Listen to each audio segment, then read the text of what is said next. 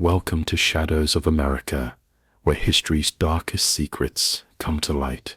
In the summer of 1892, in the prosperous Iowa town of Cedar Rapids, dentist Dr. Samuel Whitmore was found dead in his office from what appeared to be a self-inflicted gunshot wound. Whitmore had practiced dentistry in Cedar Rapids for 13 years, building a successful practice serving middle-class and wealthy families in the growing industrial city. His death seemed to be a tragic case of a respected professional succumbing to personal demons that no one had recognized while he was alive. But when his business partner and fellow dentist Dr. James Morton entered Whitmore's private office to begin settling his affairs, he discovered something that would shock Cedar Rapids and would reveal that Whitmore had been conducting a secret practice alongside his legitimate dental work for more than a decade. Hidden throughout Whitmore's office were thousands of extracted teeth, far more teeth than could be accounted for by the patients Whitmore had treated and the procedures he had documented in his professional records. The teeth were organized meticulously in glass jars and display cases, labeled with dates and with codes that cross-referenced to journals Whitmore had kept documenting what he called his collection project. The journals revealed that for 13 years, Dr. Samuel Whitmore had been extracting healthy teeth from patients without medical necessity, using various deceptions and manipulations to convince patients that extractions were needed when they were not, all to feed an obsessive compulsion to accumulate and catalog human teeth. Whitmore's journals documented more than 3,000 unnecessary extractions performed on hundreds of patients over 13 years. He had extracted teeth from children, claiming they needed to be removed to allow proper growth of adult teeth, from adults claiming decay or infection required extraction when the teeth were actually healthy, from elderly patients claiming that remaining natural teeth were causing problems and that full extraction and dentures would improve their health. In every case, Whitmore had lied to patients about the necessity of extractions, had performed procedures that were painful and permanently disfiguring, and had kept the extracted teeth as trophies in his secret collection. The discovery triggered investigations by Iowa dental authorities, by police, and by medical experts, attempting to determine the full scope of Whitmore's betrayal of patients and profession. As the investigation proceeded, it became clear that Dr. Samuel Whitmore had been one of the most prolific medical frauds in American history, systematically mutilating hundreds of patients over more than a decade to satisfy a psychological compulsion that had consumed his life and destroyed countless smiles and lives. Before we continue with the complete investigation into Dr. Samuel Whitmore and the 13 years he spent unnecessarily extracting teeth from trusting patients in Cedar Rapids, Iowa, subscribe to Shadows of America. We release documentaries daily, because what was found in that dental office raises profound questions about professional trust, about how someone in a healing profession can betray that calling so completely, and about the vulnerability of patients who must trust medical professionals to act in their best interests, even when patients lack the expertise to judge whether recommended treatments are truly necessary. Cedar Rapids, Iowa, in the 1870s through 1890s, was a rapidly industrializing city, with a population approaching 25,000 people, serving as a regional center for grain processing, manufacturing, and commerce. The city had substantial wealth generated by successful businesses, a growing professional class, and the full range of medical and dental services that a prosperous city required. Dentistry in the late 19th century was transitioning from a trade practiced by traveling tooth pullers to a recognized profession with formal education and established practices, though regulation and oversight remained limited compared to modern standards. Dr. Samuel Whitmore had established his dental practice in Cedar Rapids in 1879, at age 34, after completing dental school in Philadelphia, and briefly practicing in smaller Iowa towns. He presented credentials showing legitimate dental education, demonstrated competent technical skills, and quickly built a successful practice through professional manner and through word-of-mouth recommendations from satisfied early patients. By the mid-1880s, Whitmore's practice was one of the most successful in Cedar Rapids, serving wealthy families and civic leaders who appreciated his modern equipment and his apparent expertise. But Whitmore's journals, which he began keeping shortly after opening his Cedar Rapids practice, reveal that from the beginning he had been obsessed with extracting and collecting teeth beyond what his legitimate practice required. The first journal entry, dated July 1879, describes his fascination with teeth as objects, their varied shapes and sizes, their different conditions and degrees of wear, their aesthetic qualities when cleaned and displayed. Whitmore described feeling compelled to extract and keep teeth, comparing his compulsion to that of collectors who accumulated butterflies or stamps or other objects that could be organized and catalogued. Initially, Whitmore satisfied his compulsion by keeping teeth that he extracted for legitimate medical reasons, teeth that were decayed beyond saving, teeth that needed removal for orthodontic purposes, wisdom teeth that were causing problems. But his journals document his frustration that legitimate extractions didn't occur frequently enough to satisfy his collecting urge, and his growing temptation to create opportunities for extractions by convincing patients that procedures were necessary when they weren't. The transition from legitimate practice to fraud occurred gradually. Whitmore's journals document his first deliberately unnecessary extraction in late 1879, a healthy molar he convinced a patient needed removal due to internal decay that Whitmore claimed he could detect, but that the patient couldn't see or feel. The patient had trusted Whitmore's expertise, had consented to extraction, and had never known that the tooth had actually been healthy. This successful deception had excited Whitmore, both because it had given him a tooth for his collection, and because it had demonstrated how easily patients could be manipulated into accepting unnecessary procedures. Over the following months and years, Whitmore developed increasingly sophisticated techniques for convincing patients that extractions were necessary. He would tell patients that X-rays, which were just being introduced to dental practice in the 1890s, and which most patients couldn't interpret, showed problems that required extraction. He would claim that teeth were infected, and that infection would spread if extractions weren't performed immediately. He would argue that extracting multiple teeth and fitting dentures would be healthier and more aesthetic than maintaining natural teeth that he claimed were problematic.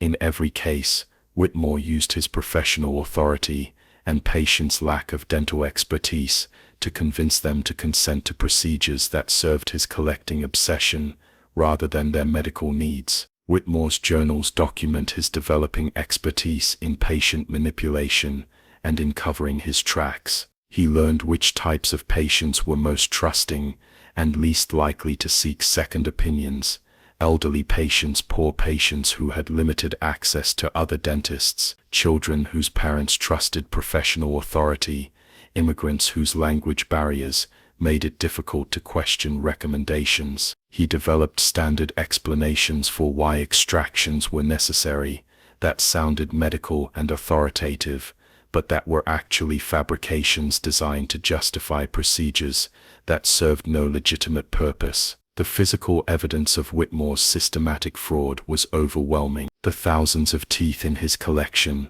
when compared against his documented patient records, revealed huge discrepancies. Patients whose records showed 1 or 2 extractions had actually had 5 or 6 teeth removed. Patients whose records indicated extractions of decayed teeth had actually had healthy teeth removed. Children who should have retained their natural teeth had been subjected to full mouth extractions based on Whitmore's false claims about developmental problems. The journals also documented Whitmore's awareness that what he was doing was wrong and illegal. He wrote about his fear of being discovered, about his precautions to prevent patients from comparing experiences or seeking second opinions, and about his plans for how to respond if his unnecessary extractions were ever questioned. This documented awareness of wrongdoing demonstrated that Whitmore was not delusional or insane, but was deliberately choosing to betray patients despite knowing his actions were fraudulent and harmful.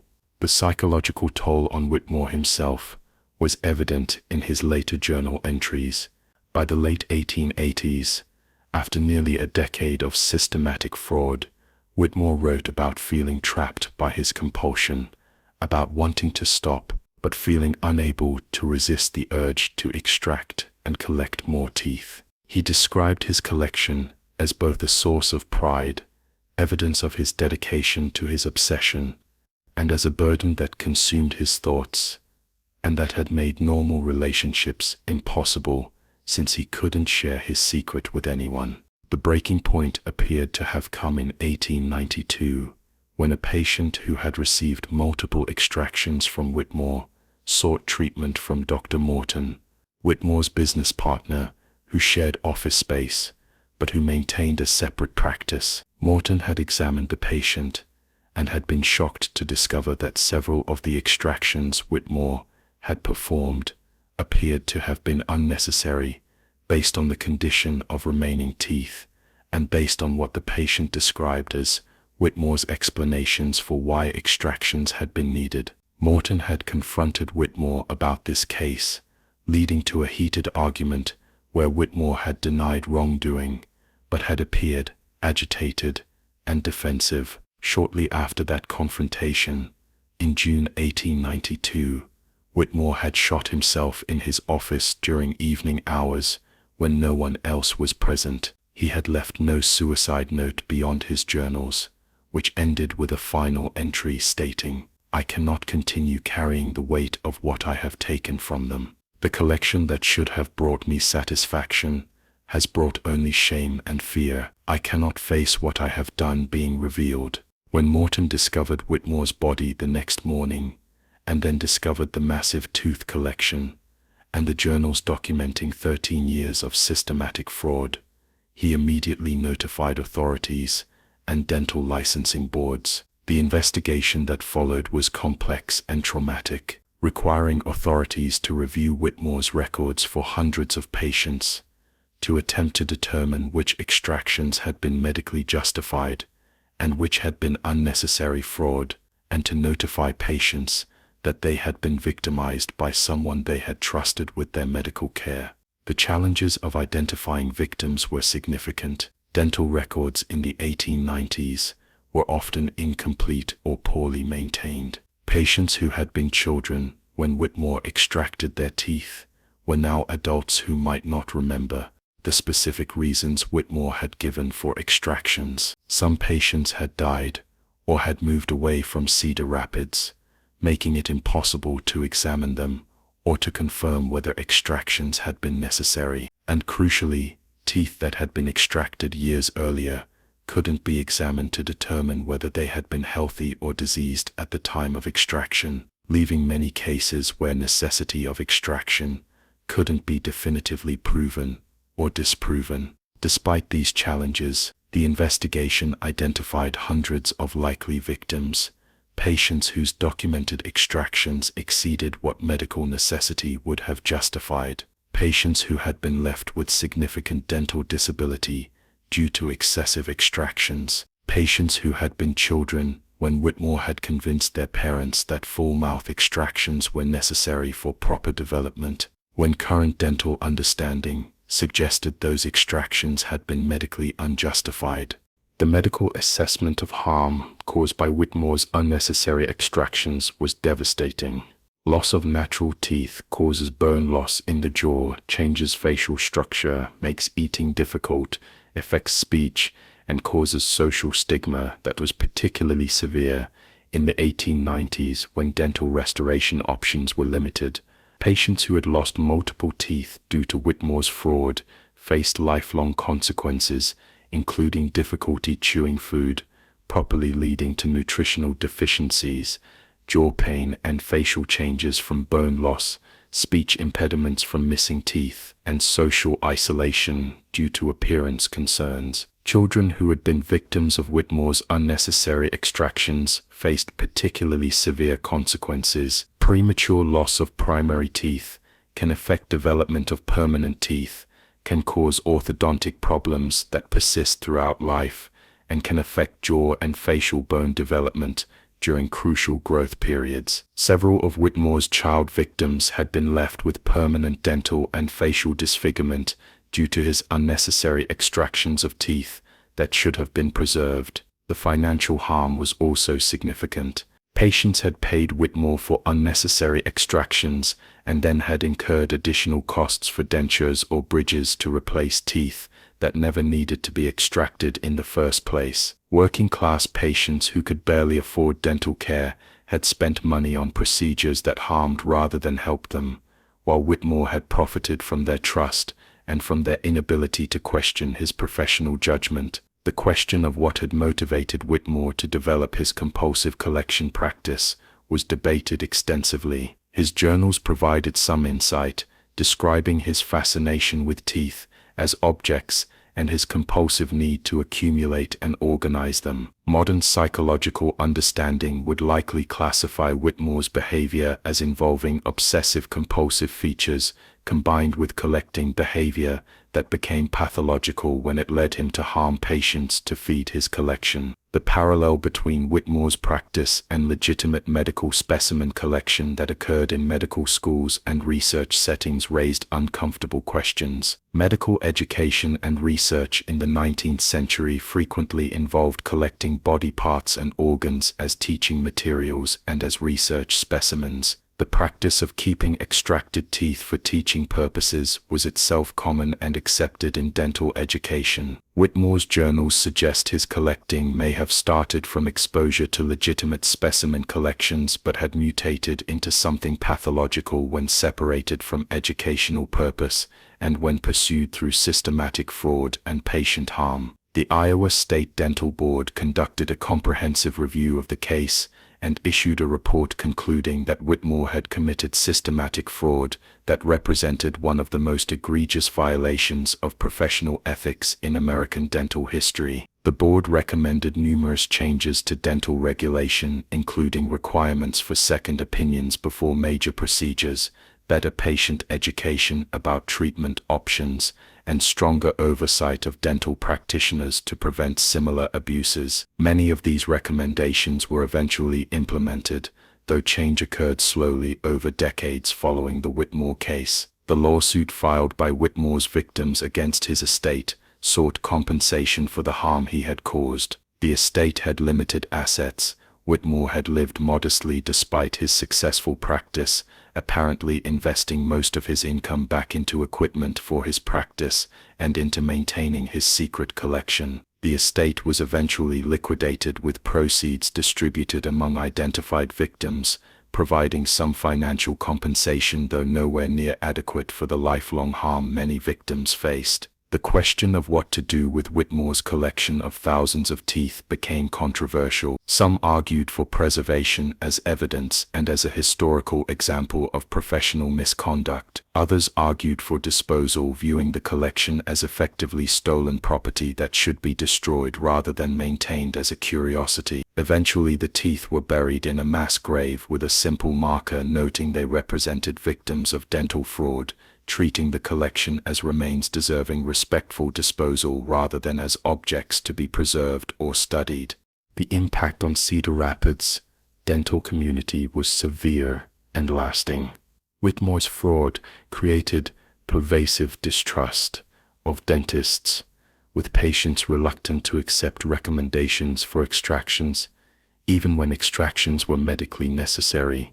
Dentists in Cedar Rapids found themselves having to work harder to establish trust, having to provide more detailed explanations of why procedures were needed, and having to deal with patients who questioned every recommendation due to fear of being deceived as Whitmore had deceived his victims. Dr. James Morton, who had been Whitmore's business partner and who had discovered the fraud, faced particular challenges. Despite having maintained a completely separate practice from Whitmore, and despite being the person who had reported the fraud when he discovered it, Morton faced suspicion from some patients who wondered whether he had known about Whitmore's practices and had failed to stop them. Morton eventually left Cedar Rapids to practice elsewhere, unable to rebuild his reputation in a community that associated him with Whitmore despite his innocence. The families of Whitmore's child victims experienced particular trauma and guilt. Parents who had trusted Whitmore and had consented to extractions for their children based on his false explanations felt they had failed to protect their children, blamed themselves for not seeking second opinions, and struggled with witnessing their children face lifelong consequences of disfigurement and dental disability. Some families never recovered from the guilt and trauma, with parents developing psychological symptoms related to having been deceived into authorizing harmful procedures for their children. The question of whether Whitmore had committed similar fraud before arriving in Cedar Rapids was investigated, but never fully answered. Records from his previous practice locations in smaller Iowa towns were incomplete or lost, making it impossible to determine whether his fraudulent extraction practices had begun before 1879, or whether Cedar Rapids was where his compulsion had first led him to betray patients. The absence of complaints from previous locations suggested either that he hadn't engaged in systematic fraud earlier, or that any fraud had been limited enough not to attract attention. The psychological literature on collecting behavior and on obsessive-compulsive disorders has occasionally referenced the Whitmore case as an extreme example of how collecting can become pathological when pursued at the expense of other values, and especially when pursued through harmful or illegal means. Normal collecting behavior involves accumulating objects through legitimate means and doesn't cause harm to others. Whitmore's collecting crossed into pathology when he began harming patients to obtain objects for his collection, demonstrating how obsessive interests can override moral constraints when combined with opportunity to act on those obsessions without immediate consequences. The medical ethics literature has used Whitmore's case to illustrate the importance of informed consent and of ensuring that medical procedures serve patients' interests rather than practitioners' personal interests. Whitmore systematically violated the principle that medical procedures should only be performed when they provide benefit to patients, instead performing procedures that harmed patients to serve his own collecting compulsion. Modern medical ethics training emphasizes that such conflicts of interest must be avoided or disclosed, and that patient welfare must always take priority over practitioner interests. The development of dental X-ray technology in the 1890s, which Whitmore had exploited by misrepresenting what X-rays showed, raised questions about how new diagnostic technologies could be misused by unethical practitioners who understood that patients couldn't interpret results themselves and had to trust professional explanations. This problem remains relevant as medical technology continues to advance, requiring ongoing attention to ensuring that patients can verify practitioner interpretations or can seek meaningful second opinions about what diagnostic tests reveal. The few photographs that exist of Samuel Whitmore show a professionally dressed man with serious demeanor, appearing trustworthy and competent in ways that helped him maintain his practice for 13 years, while systematically defrauding patients. The photographs illustrate how professional appearance and manner can mask unethical behavior, demonstrating that trustworthiness must be established through oversight and accountability rather than through superficial markers of professionalism. The dental office building where Whitmore had practiced was eventually converted to other uses after being vacant for several years. No dentist would practice in a space so associated with Whitmore's fraud.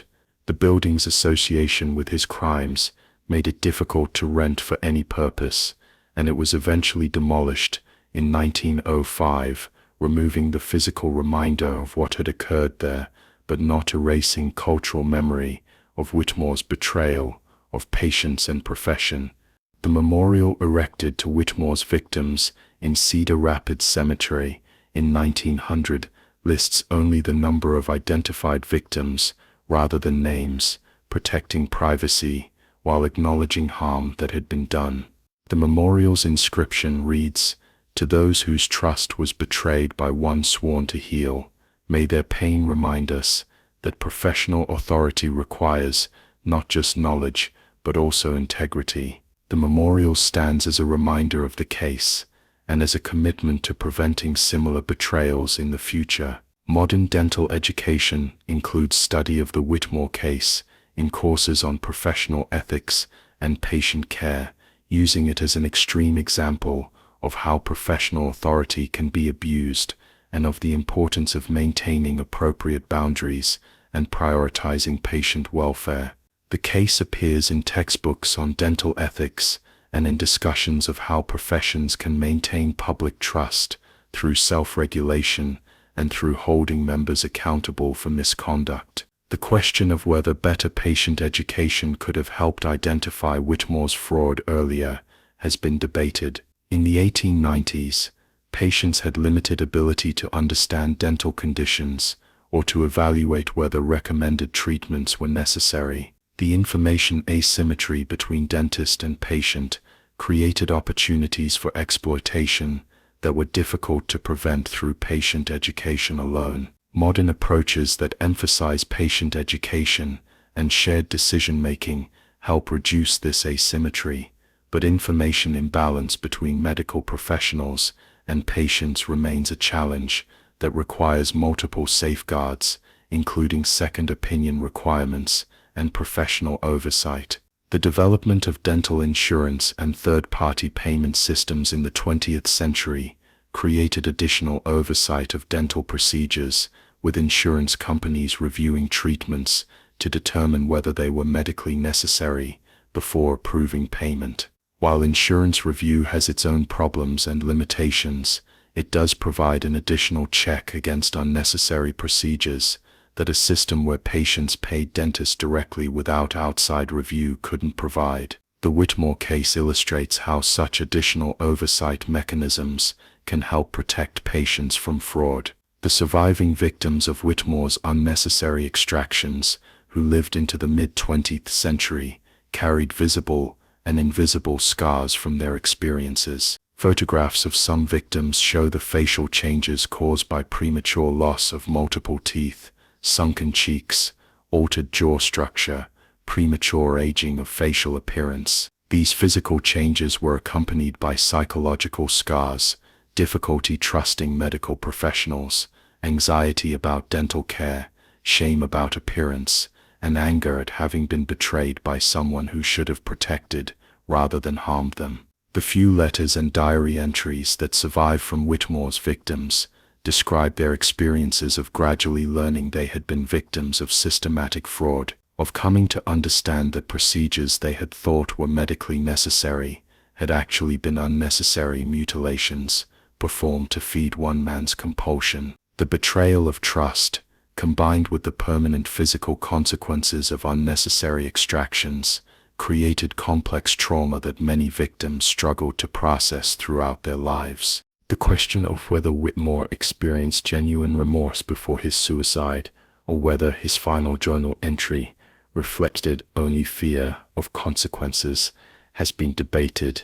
His journals leading up to his death show increasing anxiety about being discovered and increasing awareness of the harm he had caused, suggesting at least some recognition of wrongdoing. But whether this represented genuine moral reflection or simply fear of punishment is impossible to determine with certainty from the available evidence.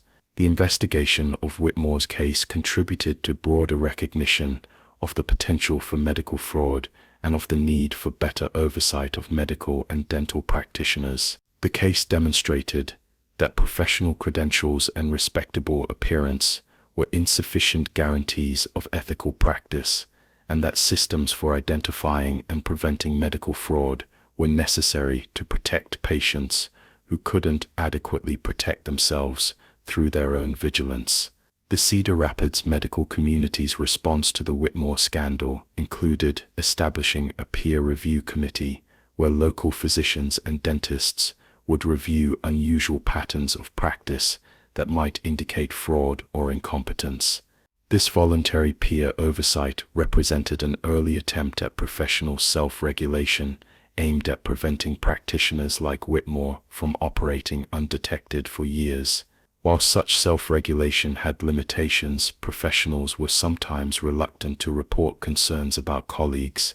It represented recognition that protecting patients required active oversight rather than passive trust in professional integrity. The families of Whitmore's victims organized support groups that helped people process their experiences, share information about dealing with the physical consequences of unnecessary extractions, and advocate for better patient protections. These support groups provided practical assistance, including connecting victims with competent dentists who could help mitigate some of the damage Whitmore had caused, and provided emotional support for people dealing with trauma and with physical disfigurement resulting from his fraud. The broader cultural impact of the Whitmore case on American attitudes toward medical professionals and medical authority is difficult to measure, but probably contributed to gradual reduction in the unquestioning trust that patients had previously placed in doctors and dentists. While trust in medical professionals remained generally high,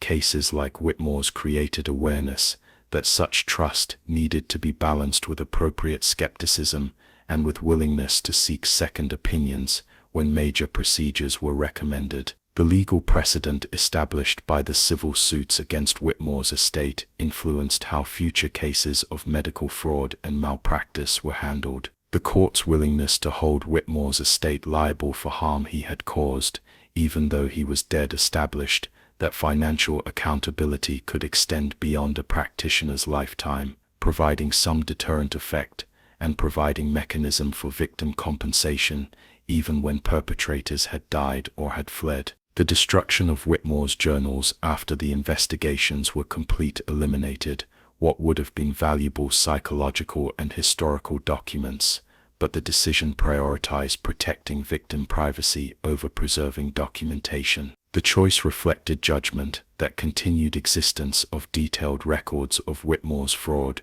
would cause ongoing harm to victims who were named in those records, and that protecting living people's privacy and dignity was more important than preserving historical materials for future study. The few excerpts from Whitmore's journals that were preserved in court records and in newspaper accounts provide disturbing insights into his psychology and his progressive descent into compulsive fraud. His early entries show someone aware of ethical boundaries and struggling with temptation to cross them. Later entries show someone who had rationalized his fraud and who had become skilled at manipulation while remaining aware that what he was doing was wrong. The progression documented in the journals illustrates how unethical behavior can escalate when not detected and stopped early. The question of what additional harm Whitmore might have caused beyond unnecessary extractions was investigated but never fully answered. His access to unconscious patients during procedures, his demonstrated willingness to prioritize his own interests over patient welfare, and his documented fraud raised concerns about whether he had committed additional violations beyond the extractions documented in his journals. No evidence of such additional violations was found, but the investigation was limited by the fact that many potential victims had died or couldn't be located, leaving questions about the full scope of harm he may have caused. The dental equipment and tools that Whitmore had used in his practice were eventually destroyed rather than being sold or redistributed. The decision reflected judgment that the equipment was too associated with his crimes to be acceptable for continued use, treating the tools as tainted by their use in systematic fraud even though they were physically functional. This symbolic destruction of his equipment provided some closure for victims who found the thought of his tools being used by other dentists disturbing. The archives containing legal documents, medical reports, and the preserved excerpts from Whitmore's journals remain in Iowa State Archives with restricted access, Researchers studying medical fraud, dental history, or collecting behavior have accessed these materials, reporting that they provide detailed documentation of systematic professional misconduct spanning 13 years. The decision to preserve legal and medical records while destroying Whitmore's complete journals and his tooth collection reflected an attempt to balance historical documentation needs with victim privacy and dignity. Modern discussions of medical fraud, professional misconduct, and the abuse of patient trust often reference the Whitmore case as a historical example that remains relevant. While specific methods of fraud have changed, and while oversight systems have improved since the 1890s, the fundamental dynamics that allowed Whitmore to operate, patient vulnerability, professional authority, information asymmetry, inadequate oversight, remain challenges in contemporary medical practice that require ongoing vigilance and multiple protective mechanisms. The case of Dr. Samuel Whitmore and his 13 years of systematically extracting healthy teeth from hundreds of patients to feed a compulsive collecting obsession represents one of the most extensive documented cases of medical fraud in 19th century America. The thousands of teeth in his collection, the detailed journals documenting his methods and his awareness of wrongdoing, and the hundreds of victims left with permanent physical and psychological damage stand as testament to how professional trust can be catastrophically betrayed when individual ethics fail and when oversight systems are inadequate to detect and stop systematic fraud.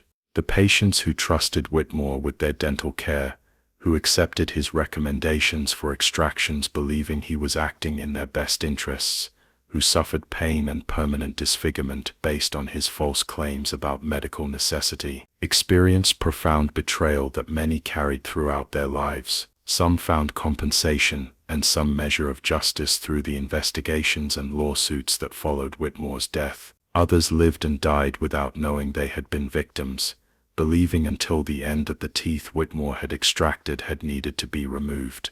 What happened in that Cedar Rapids dental office between 1879 and 1892, the systematic fraud, the thousands of unnecessary extractions, the 13-year collection project that cost hundreds of people their teeth and their trust, stands as reminder of the vulnerability inherent in patient-practitioner relationships, of how professional authority can be exploited when separated from professional integrity, and of why medicine and dentistry require not just technical skill, but also robust ethical foundations and effective oversight to protect patients from those who would prioritize personal interests over the healing mission that should define healthcare professions.